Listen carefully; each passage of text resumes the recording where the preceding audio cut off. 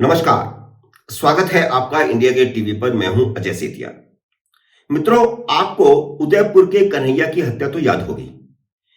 करीब 7 महीने पहले यह हत्या 28 जून 2022 को हुई थी, जिसने सारे देश को दहशत में डाल दिया था, क्योंकि असहिष्णुता का यह सबसे बड़ा प्रमाण था जिसका मोदी सरकार बनने के बाद बड़ा प्रचार किया जा रहा था। उस हत्याकांड की जांच कर रही एनआईए की टीम ने 7.5 महीने बाद कोर्ट में चार्जशीट को दाखिल कर दिया है। यह चार्जशीट छोटी मोटी नहीं है, 3500 पेज की चार्जशीट है और इसमें कई नए खुलासे हुए हैं। जैसा कि पहले बताया जा रहा था कि 2-3 लोगों ने मिलकर के इस हत्या को अंजाम दिया, वह पूरा सच नहीं था। एनआईए की चार्जशीट में बताया गया है कि एक पूरी गैंग ने मिलकर इस हत्याकांड को अंजाम दिया था और इसके तार पाकिस्तान से जुड़े हुए थे, जिनमें उनके कुछ मुस्लिम पड़ोसी भी थे। कन्हैया के कुछ मुस्लिम पड़ोसी भी थे जो रेकी करके इस पूरे गैंग को बता रहे थे। इस चार्जशीट ने कश्मीर घाटी में हुई 1990 की आतंकवाद की घटनाओं की याद ताजा कर दी है, जब एक पड़ोसी ने ही आतंकवादियों को इशारे में बताया था कि उसका हिंदू पड़ोसी अपने घर की छत पर बने कमरे में छिपा हुआ है, जबकि उससे पहले आतंकवादी जब उसे मारने आए थे तो उसकी पत्नी ने बताया था कि वे घर पर नहीं हैं। लेकिन उसके मुस्लिम पड़ोसी ने आतंकवादी को बताया कि नहीं, इशारे से बताया कि वह घर की छत पर छिपा हुआ है। हालांकि सेंसर बोर्ड ने इस सच्ची घटना के सीन को कश्मीर फाइल्स नामक फिल्म से हटा दिया था, लेकिन उस घटना की 13 साल बाद उदयपुर में पुनरावृत्ति हो गई है। जैसे कश्मीर में हिंदुओं की हत्याओं का इशारा पाकिस्तान से हो रहा था, हत्याओं में स्थानीय लोग शामिल थे, हूबहू उसी तरह उदयपुर में हुआ। उदयपुर में भी हत्याकांड को पाकिस्तानी आकाओं के इशारे पर अंजाम दिया गया। एनआईए की चार्जशीट में बताया गया है कि कन्हैया लाल की हत्या के लिए बाकायदा एक व्हाट्सएप ग्रुप बनाया गया था। इस ग्रुप में कई पाकिस्तानी शामिल थे। गैंग के लीडर असल में पाकिस्तान के कराची में बैठे थे और वह एक नहीं 2 थे। पहले एक का नाम आया था, वह 2 थे। एक है सलमान अतारी और दूसरा है अब्बू इब्राहिम। इन दोनों को भी चार्जशीट में आरोपी करार दिया गया है। अब कोर्ट का वारंट जारी करवाकर इंटरपोल के जरिए पाकिस्तान के इन दोनों आरोपियों को भी गिरफ्तार करके भारत लाने की कोशिश होगी। यानी आने वाले दिनों में कन्हैया लाल की हत्या का मामला अंतरराष्ट्रीय मुद्दा बनने वाला है। यह मामला इंटरपोल के पास जाएगा और पाकिस्तान फिर दुनिया भर में यह हाय तौबा मचाएगा कि भारत बिना वजह पाकिस्तानियों को इस मामले में फंसा रहा है। सलमान और अब्बू इब्राहिम ये दोनों पाकिस्तानी सहयोगियों के साथ उस व्हाट्सएप ग्रुप में जुड़े हुए भारतीय मुसलमानों को हिंदुओं के खिलाफ लगातार भड़का रहे थे। यहीं पर उसने नबी की शान में, यानी इसी व्हाट्सएप ग्रुप में इन दोनों ने नबी की शान में गुस्ताखी करने वालों के सिर काटने के लिए कहा।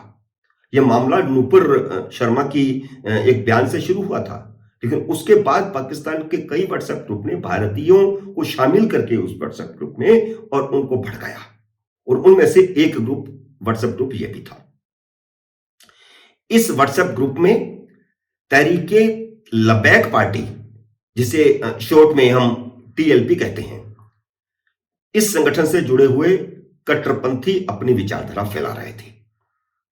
टीएलपी के बारे में मैं बाद में बताऊंगा। वैसे इस संबंध में मैंने हाल ही में एक वीडियो भी जारी किया था, लेकिन पहले मैं अभी एनआईए की चार्जशीट के बारे में बता देता हूं, जो छोटी मोटी नहीं, बहुत बड़ी चार्जशीट है। जैसे कि मैंने पहले बताया, 3500 पेज की चार्जशीट है। एनआईए की चार्जशीट में कन्हैया लाल की हत्या में जिस पूरे गैंग को की सक्रिय भूमिका बताई गई है, उस गैंग में कट्टरपंथियों की संख्या 9 है। हो सकता है आने वाले दिनों में एडिशनल चार्जशीट दाखिल हो और कुछ और लोग भी उसमें आए, लेकिन फिलहाल वे 9 लोग हैं और जो भारतीय हैं वे सभी कट्टरपंथी आतंकी अजमेर की हाई सिक्योरिटी जेल में बंद हैं। चार्जशीट के मुताबिक इन सभी हत्यारों ने ट्रेंड आतंकियों की तरह अपनी अपनी साजिश को अंजाम दिया। 32 साल का वसीम अली इसी गैंग का मेंबर है। वसीम की बुटीक की दुकान है जो कन्हैयालाल के घर के पास है। इसी ने कन्हैयालाल के घर आने और जाने की लगातार जानकारी कातिलों तक पहुंचाई थी। यानी ये घर पे रेकी का काम कर रहा था। एक व्यक्ति की जिम्मेदारी घर की रेकी करने के लिए लगाई गई थी और एक अन्य व्यक्ति की जिम्मेदारी उसकी दुकान की रेकी करने को लगाई गई थी। चार्जशीट में बताया गया है कि होलसेल का काम करने वाले 41 साल के कारोबारी मुस्लिम रजा उर्फ मुस्लिम खान ने कन्हैयालाल की हत्या के लिए बाकियों को उकसाया, इसी व्हाट्सएप ग्रुप में और व्हाट्सएप ग्रुप के बाहर भी। मुस्लिम रजा के उकसावे पर चश्मे की दुकान पर काम करने वाला 23 साल का आसिफ हुसैन और 5 स्टार चिकन नाम से दुकान चलाने वाला 32 साल का मोहम्मद मोहसिन भी इस साजिश में एक्टिव हो गए। कत्ल का जिम्मा मोहम्मद गौस और रियाज अंसारी को दिया गया, यह सबको पता है, उन दोनों का वीडियो भी जारी हुआ है। कत्ल का तरीका वही था जिस संबंध में नुपुर शर्मा के बयान के बाद मस्जिदों में नारे लगाए गए थे, सड़कों पर रैलियां हुई थी, सड़कों पर नारे लगाए गए थे, यानी तनसेजुदा। प्लानिंग और कातिलों की टीम तैयार होने के बाद इस गैंग ने रेकी करने वालों को शामिल किया। रेकी करने वाले दोनों, घर पर रेकी करने वाले और दुकान पर रेकी करने वाले, ये दोनों इस गैंग में बाद में शामिल हुए। रेकी का पहला जिम्मा कन्हैयालाल के घर के बगल पाकीज़ा नाम से बुटीक की दुकान चलाने वाले 32 साल के वसीम अली को मिला था, जिसका मैंने पहले भी जिक्र किया। वसीम की ही मुखबरी पर एक बार कन्हैयालाल को उनके घर पर मारने की प्लानिंग भी बनी थी, लेकिन बाद में उसे बदल दिया गया और दुकान पर मारने की प्लानिंग की गई। जहां घर की रेकी की जिम्मेदारी वसीम अली ने संभाली हुई थी, तो वहीं कन्हैयालाल की दुकान और उसके आसपास की मुखबरी का काम सिर्फ 19 साल के मोहम्मद जावेद ने किया। जावेद कन्हैयालाल की दुकान के पास ही एक चूड़ी की दुकान पर काम करता था। कत्ल की पूरी तैयारी होने के बाद हथियार दिलाने का जिम्मा 25 साल के मोहसिन खान को मिला। मोहसिन लैथ मशीन चलाता था, उसी ने इस कत्ल के लिए खास खंजर बनाए थे। जब तक हत्या हो नहीं जाती तब तक खंजर किसी की नजर में ना आए, इसकी जिम्मेदारी चिकन शॉप के मालिक फरहाद मोहम्मद ने उठाई। कत्ल होने तक उसने खंजर अपनी दुकान में छिपा कर रखे थे। यहीं से हथियार उठाकर कातिल कन्हैयालाल की दुकान की तरफ गए थे। कत्ल के साथ उन्होंने वीडियो बनाई, ये सबको पता ही है क्योंकि उन्होंने वीडियो तो जारी की है, सब देख चुके हैं उसको, और वायरल की और अपनी जिम्मेदारी भी हत्या के लिए इन्होंने। कुछ पाकिस्तान के आतंकी संगठन टीएलपी के बारे में मैं बाद में बताऊंगा। टीएलपी की हिंसक वारदातों के चलते 2 साल पहले इमरान खान की सरकार ने उस पर प्रतिबंध भी लगाया था, लेकिन बाद में आतंकी संगठनों के दबाव में आकर के प्रतिबंध हटा दिया गया। टीएलपी के साथ भारत के आतंकी संगठन पीएफआई के तार भी जुड़े थे, जिस पर हाल ही में भारत में प्रतिबंध लगाया गया है।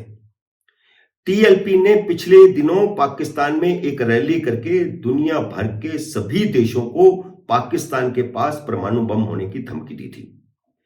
रैली में ईसाइयों और हिंदुओं के खिलाफ जिहाद करने वाले गाने बजाए गए थे, जिसका वीडियो मैं पहले बना चुका हूं, जिसका जिक्र मैंने पहले किया है। एनआई की चार्जशीट में कहा गया है कि कन्हैयालाल का कातिलों में से एक मोहम्मद गौस कराची के टीएलपी के आतंकी सलमान अतारी से मिल भी चुका था। पाकिस्तानी आकाओं ने ही व्हाट्सएप ग्रुप में कन्हैयालाल की हत्या करके उसका वीडियो बनाने और दहशत फैलाने के लिए उससे ज्यादा से ज्यादा वायरल करने का फरमान दिया था। मित्रों, उम्मीद है मेरा ये वीडियो आपको पसंद आया होगा। इसे लाइक करिए, शेयर कीजिए, और अगर आपने मेरे YouTube चैनल को अब तक सब्सक्राइब नहीं किया तो कृपया सब्सक्राइब कीजिए और घंटी का बटन भी दबाइए, ताकि जैसे ही मेरा नया वीडियो आए आपको सूचना आए। मेरे नए वीडियो का करिए इंतजार। तब तक नमस्कार।